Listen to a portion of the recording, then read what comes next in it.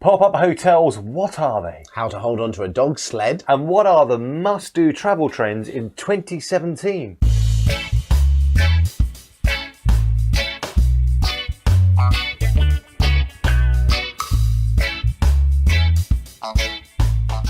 Hello, Hello. and welcome back to Go On Travel. It is, of course, Saturday. Saturday is a good day. Which means we have news stories, travel news stories, things that you might be interested in, such as... This is interesting. Yes. AussieOnTheRoad.com, all one word. Great ideas come from AussieOnTheRoad.com. He's an Australian man, g'day, which got us thinking about the travel techs that you must have.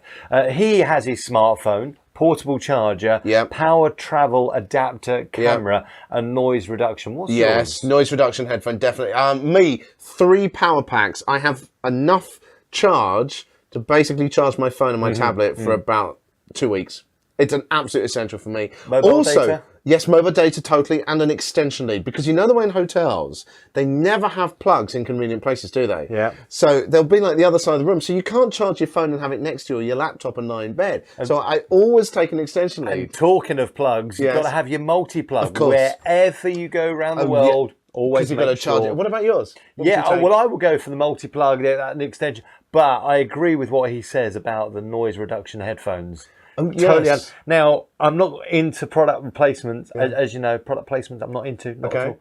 However, apart from when you talk about your iPhone. Can I mention the iPhone? Can I mention another product? Yeah, go on. My Bose headphones. The noise reduction on that is fantastic.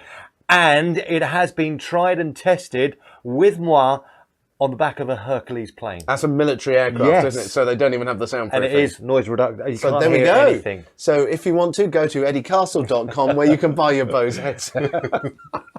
For a good price. Obviously, good deal. Right, what about the idea of pop-up hotels? You've probably heard of pop-up restaurants. This is where they take over a building and then they set up a really great themed restaurant for a couple of weeks and then vanish again. Well, what about doing this with hotels? Well, Peter Mack, who was from Tough Mudder, and if you haven't heard of that, it's like these extreme obstacle course stuff, has come up with the idea of setting up pop-up hotels whereby they take over a building and then they turn it into a sort of luxury accommodation. It could be anything from a building to a tent or something like that, but actually create a really luxury experience. Because what they found was that when people went on these obstacle courses, there weren't necessarily nice places to actually stay. True. So imagine you travel anywhere in the world to somewhere which perhaps has a little bit rundown accommodation. I mean, that is such a good idea.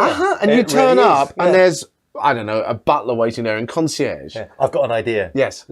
We should do it. Go on Travel hotels. Do their own pop-up hotel around the world. Oh, I love that idea. Where would we start, though? Oh. Come up with a suggestion. Info at GoOnTravel.com. Oh, yeah, absolutely. Now, millennials are officially the largest generation in history as the youngest generation with a disposable income. We're not jealous. That makes sense. Yeah. That makes sense. Okay, it does, Fagan. Yes. They've secured their status as leaders in travel and tourism. We've been chatting to a millennial. Yes. Pranay Pate. Yes. Who's been on the programme. We saw his video a couple of weeks ago. He was in New Zealand and we'll be catching up with him next Wednesday. Now, according to Forbes Online, the main trend for 2017, if you want to follow your travel fashions, wait for it. What's it going to be? Is it going to be luxury beach hotels like me? Romance. Here we go again. It's adventure and active travel. Yes, so it's the Eddie type stuff. Exactly. These include experiences, including things like swimming with whale sharks. Actually, I'd do that. In Mexico, Australia. No. What? I wouldn't do that. Wouldn't you? Why not? No, I had a bad experience. Well, you got bitten by one, or you saw Jaws once? Well, in Belize, you got a Shark Ray Alley. Okay, and I swam in Shark Ray Alley. And that was the first time that I ever saw a shark. Right. And it came towards me. Are these man-eating? No, it wasn't. It was a little nursing shark. I really did poop myself. Can I say poop? Yeah, we can. I hope it's a metaphor. Well, apart from everything, apart from swimming with whale sharks, what would you like to do if you're going off on I'll go on safari. Active? Oh, safari would be good as well. What Are you about worried about lions jumping into the car and eating you or something? I'm not worried about those. I'm more worried about the sharks. It's like those diving cages that you go in with the sharks in places like South Africa and stuff, and they have the full-size sharks outside. Yeah, I'm not entirely sure about that one. No. Now, another way of going around animals is with dogs. A little bit different, this one. And it's with dog sledding. You might remember that Natalie Osborne went to the Ice Hotel over the past couple of weeks, which was absolutely amazing. But she also went for a dog sledding experience. And she recorded a little bit of footage of it. She's got a bit of an introduction. But then Eddie and I are going to chat about it because I've done this stuff. And I've not been. No, you see what we mean. Well, Rick, if you can hear me, we've just spent the night in a wilderness cabin. Wonderful reindeer dinner. And we're about to head back. Oh, by the way, we also saw the Northern Lights. So there we go. Well planned on my part.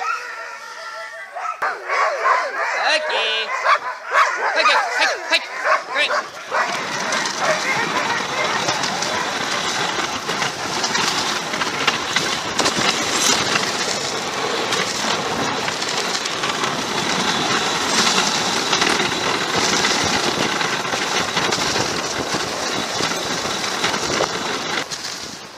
What's it like dog sledding?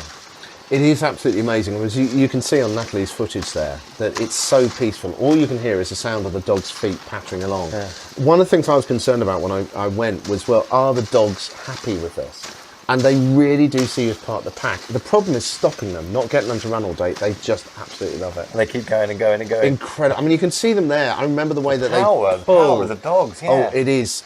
It is incredible. It's so peaceful. And how cold is it? It depends where you go, but I went on a 6-day expedition through the Arctic. And when my feet got a bit wet one day, you do literally stand on these little wooden runners all day long. It got really, really cold. But non-stop virgin snow for miles and miles, the most incredible skies. And I remember us camping on the side of a hill, watching this herd of thousands of reindeers pass in the middle of the night. It was epic, miles from anywhere. That was brilliant. And how many people on the actual sled itself? There were, well, one person per sled. There were 6 sleds, 2 guides, and we carried everything, tents, food, the lot. Yeah. And there were 4 of us tourists, so to speak, with the 2 guides. And did you have any accidents? Oh, fell off all the time, all the time.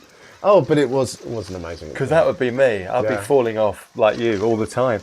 And with that, I mean, the food that you get to eat, because obviously you've got to really have good hearty food. Yeah, I mean, well, you do, but it's one of the interesting things about it is that everything freezes because it's below freezing outside. Because it is, you've got to actually you don't need to worry about freezing stuff. So we had like fish, which would be frozen all day long. And in fact, Natalie's footage is just going to end there. So I'm going to come back to the studio. We had the fish would be on the sled, and you'd put your water bottle, which you would actually heat up in the morning. Right. You put your water so it didn't freeze too solid. You put it on the outside, and it would be nice and cool by lunchtime. And the same with the fish. So you literally would just chop the fish with a big meat cleaver, and you would boil it. And everything else, you just got water from the lake, you name it. I mean, you brush your teeth with snow. I was going to say, it's fresh water, isn't it? Fresh snow, but you melt it and it's fresh water. Absolutely incredible. Yeah. Oh. The only other thing I would say about it is a lot of people kind of go, well, how do you go on these expeditions? Well, I went online, I found it, and I booked it. You know, it is that easy to do some of this stuff, and people seem to think that these kind of amazing experiences, you've got to do something exceptional, or you've got to meet the right people. So many of these things now, you can just literally just. Well, as you say, you just Googled, I guess, dog sledding, and the whole. Pretty much that was it. Thing will come up. Yeah, exactly. Fantastic. Yeah. Oh, you've given me some inspiration, and that's what this show is all about. It's about that inspiration. It's about what you've done, what I've done, what everyone's film done. It, whatever you do, film it. And do get in contact film with us. it, everything, film it. Either Let's on get it on the his show. phone or my, well, actually, no, not on his phone. Yeah, because it's an Android. Yeah. We'll stop that debate. Honestly, Please do. Yeah, get in touch with us. info@GoOnTravel.club. Let us know where you're going. Let's get you on the program. Let's get you on Skype. Let's get you on video. However it is, and let's get you sharing your tips.